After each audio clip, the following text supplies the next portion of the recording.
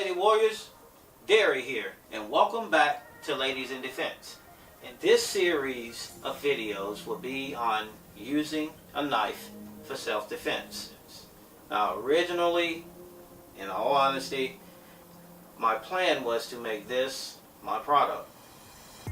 But in light of all the issues going on right now, I mean, even in a small town like Greenville, where I live, kidnapping, child kidnapping, kidnapping mothers, stalking, it's getting to be at an all-time high. Well, it's higher than I've ever known it to be. So rather than try and sell this product, I think it's just needed. And because it's needed, into as many hands of mothers and daughters, grandmothers, as I possibly can. And so this knife defense course is going to be free. You just have to show up once a week to get the lesson, practice that lesson, share it, and pass it on. To begin with, the knife I've chosen for this course is the karambit. Now, what is the karambit? The karambit is a small, easily carried knife of Southeast Asian origin. That's a mouthful for me. It has a curved blade, which you see here. This is a very small one. They come in many sizes. In either case, it has a curved blade, and you'll find a ring on the end, which is the reason I chose the karambit. Over and over, I hear the argument that if you have a knife, it can be knocked out of your hand, it can be taken from you, and used against you. However, searching the web, stories of people, whomever, wherever, I've yet to see the rash of cases where people who tote knives, those knives have been taken from them and used against them. In any case, I chose the karambit to quieten this argument. My choice of carrying the karambit is with the little finger here. This gives you use of it, but also there's a point on the end of the finger loop. If that point is used to actually punch anywhere within the face that this point lands, it is either going to crack, chip, or break a bone. Most people would say to a woman, what happens if your knife is taken from you? My question would be, why is that any more possible for some creep to take a knife away from a woman than it is for him to take that knife away from a man of similar size and weight? Meaning, I weigh 145 pounds, 150 pounds soaking wet. So are you going to tell me that a 230 or 250 pound man is going to take this blade from my hand? You wouldn't dare. Why? Because I'm a man. My argument to you is that a 145 pound or 150 pound woman can wield this blade with just as much strength, accuracy as I can on a 250 pound man. Now I understand that me teaching this course is going to cause some kickback. There's going to be a lot of people who are not going to agree with me teaching this to anyone, because there are legitimate arguments on either side. But here's my thought.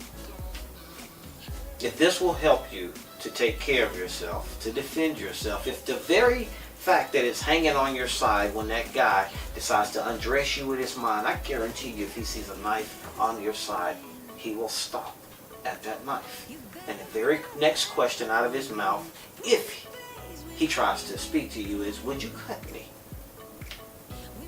What I would like to show you today is what I've called life dance.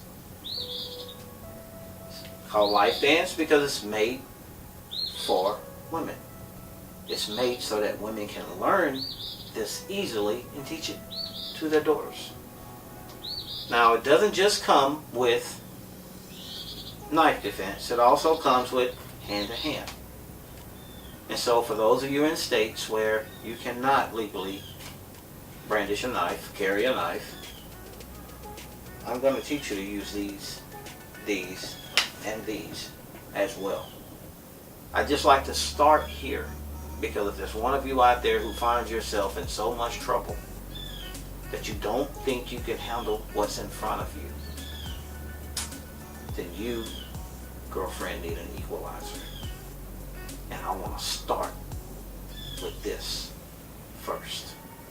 Now, to begin with, the whole series, the whole self-defense course of Life Dance is pretty much based on one form. This is it. Nothing else. Nice, it's simple, it's to be done slowly, and it looks just like a dance. Yet, if I were to reach and grab that knife, look at the motions. Here. Here's one of those motions. If I reach to grab one of these pads, here is that same motion. If I'm reaching to grab a car door to pull it open, same motion. This is why I call it life dance, because these simple motions, which is actually truly true self-defense, is in every fighting art there is on the planet. This simple little form. From this little simple form, which I call a dance, you can teach your daughters to defend themselves while simply learning a dance. Now, for all you grown-ups out there, if this is life dance, if this is the dance of life, then this we would absolutely call a dance of death.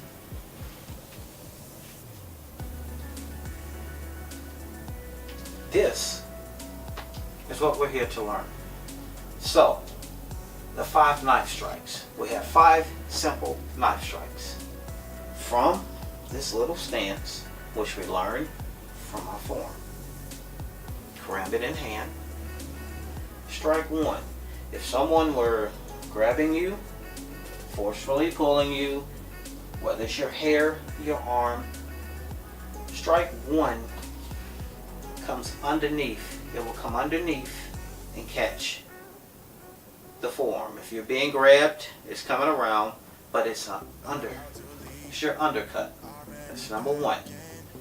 Number 2, from the same stance, think of it as throwing a hook, but coming downward. We're going to turn the blade over and pull it down.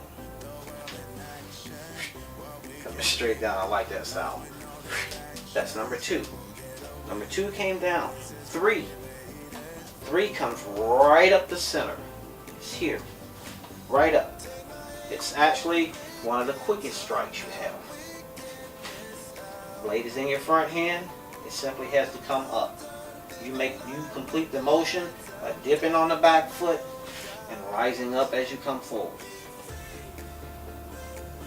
I'm going to repeat them again. 1, 2, 3. 4 can come across, or you can trail it down in an arc. 4. It's coming from across the chest or coming down into an arc.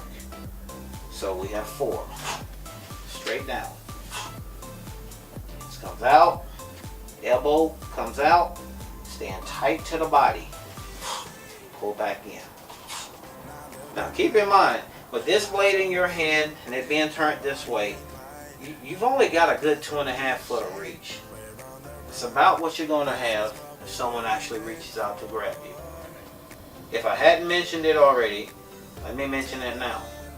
You're only free to cut what touches you. Anything other than that, with you reaching completely out, will truly be considered an attack. We're defending ourselves at this point.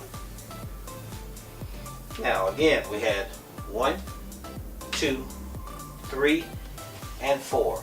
5, the front hand turns over, and it's just like pulling a bow. Now from here we can come back across the chest or here across the throat. If you really, really don't like this guy, you can come right across the face with this one. There's your bow. Now, the simplicity of learning the 5 knife strikes are just in your form. Your form. Your karambit in hand, the blade's always turned away from you. You're not going to come down and catch yourself. You're going to hit yourself here before here. So it's a lot safer because the blade is curved away from you. So what we have is 1, 2, 3, 4, and 5. Again, 1, 2, 3, 4, 5. 1, and if you wonder why this hand keeps coming up, because if you're being grabbed and you pull your hand in, if someone is grabbing you, then it's right here. Someone's got your wrist and that wrist is coming to your head. The cut is right here. Rarely is someone just going to grab you down here. If this is in your hand, I would assume you've been confronted one way or another, or your back's up against the wall one way or another, and you're actually facing that thing or person that's trying to attack you. If they swing at you, smack at you one way or another, this is your protection hand. In truth, with this karambit, the only thing that's going to actually stop this and stop you from using these strikes is if someone can strike you in the throat. As long as your backhand stays here to protect your face, no one is free to touch you at any time. In order for someone to touch them, then you are able to cut them. Ladies, what I'd like to have you do is I would love to have you show up once a week. Once a week I'll give you a lesson, and what I mean by lesson is that each one of these strikes runs in a series of combinations. Say 1 and 2. I'd like you to show up. Let me teach you how to move. So we're moving forward. Just simple slides. Forward and back. 1, 2. 1, 2. These movements are very, very fast and will easily help you to defend yourself. So one day you show up and I teach you the lesson. We'll skip a day. Next day in, I give you a practice routine to help you practice the lesson. What would those look like? Simple.